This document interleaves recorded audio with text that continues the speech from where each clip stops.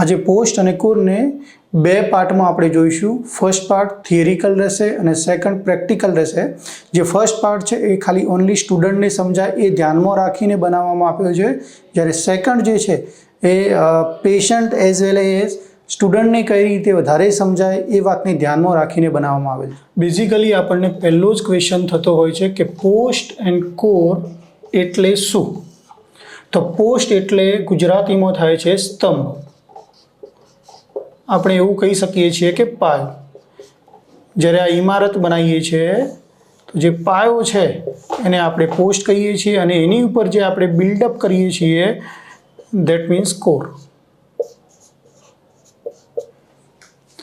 Post basically બે ટાઈપના હોય છે. ફર્સ્ટ જે કહેવાય છે એ કસ્ટમ હોય છે અને સેકન્ડ જે છે એ પ્રી ફેબ્રિકેટેડ હોય છે. કસ્ટમ હોય છે જેની આપણે ઇમ્પ્રેશન લઈ અને લેબમાં મોકલતા હોઈએ છીએ, જ્યારે પ્રી ફેબ્રિકેટેડ છે એમાં બે પાર્ટ હોય છે, જેમાં ફર્સ્ટ મેટલ હોય છે, સેકન્ડ ફાઈબર હોય છે. જે મેટલ હોય છે એ મોટાભાગે રિઝિડ હોય છે.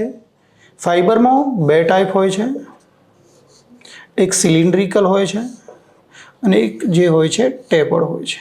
ટેપર્ડ એટલે કોન્સેપ્ટ.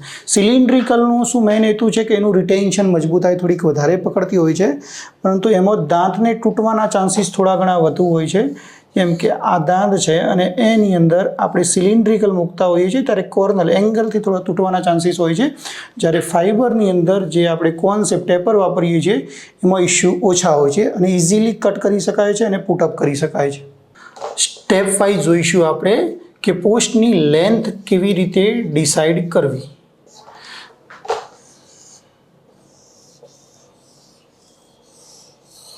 પોસ્ટની લેન્થ છે એ ઉપરના પોર્શનથી માંડીને એપેક્સ સુધીની જે હોય છે એ લેવાની હોય છે. એમાં થાય છે કેવું કે નીચેથી એપેક્સથી 4 to 5 mm અબાઉ લેવાનું હોય છે. દેટ મીન્સ એક એક્ઝામ્પલ થ્રુ આપણે સમજીએ કે સપોઝ આ દાંતની લેન્થ 20 mm છે, તો જે પોસ્ટની લેન્થ આવશે એ 15 to 16 mm રહેશે.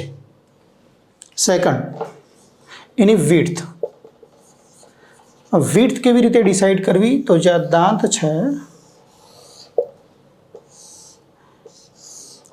કેનાલના 1/3 અથવા તો એવું કહી શકીએ છીએ કે જે આપણે આ કેનાલ પ્રિપેર કરી છે એનાથી જે આ પોર્શન છે એ 1.5 mm ડિસ્ટન્સ હોવું જોઈએ. આ બંને વચ્ચેનું જે પોસ્ટ અને આ ડિસ્ટન્સ જે છે 1.5 mm જેટલું હોવું જોઈએ.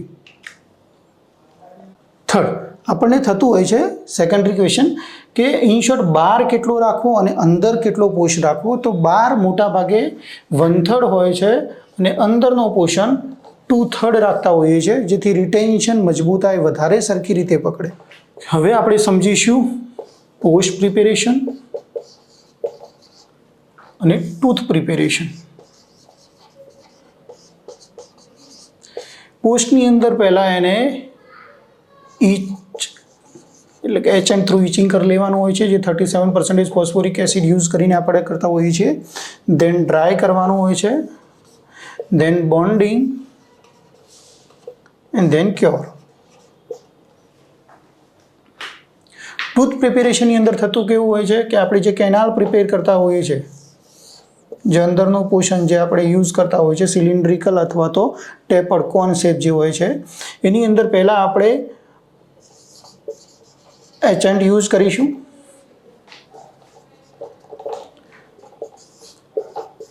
દેન એને ડ્રાય કરીશું ઇરિગેટ કરીને. થર્ડ થિંગ, એમાં બોન્ડિંગ એજન્ટ એપ્લાય કરીશું જે યુનિવર્સલ આપણે યુઝ કરતા હોઈએ છીએ. ફોર્થ થિંગ, એને ક્યોર કરીશું. Then dual core self adhesive અથવા તો ડ્યુઅલ કોર એડહેસિવ યુઝ કરીશું એન્ડ દેન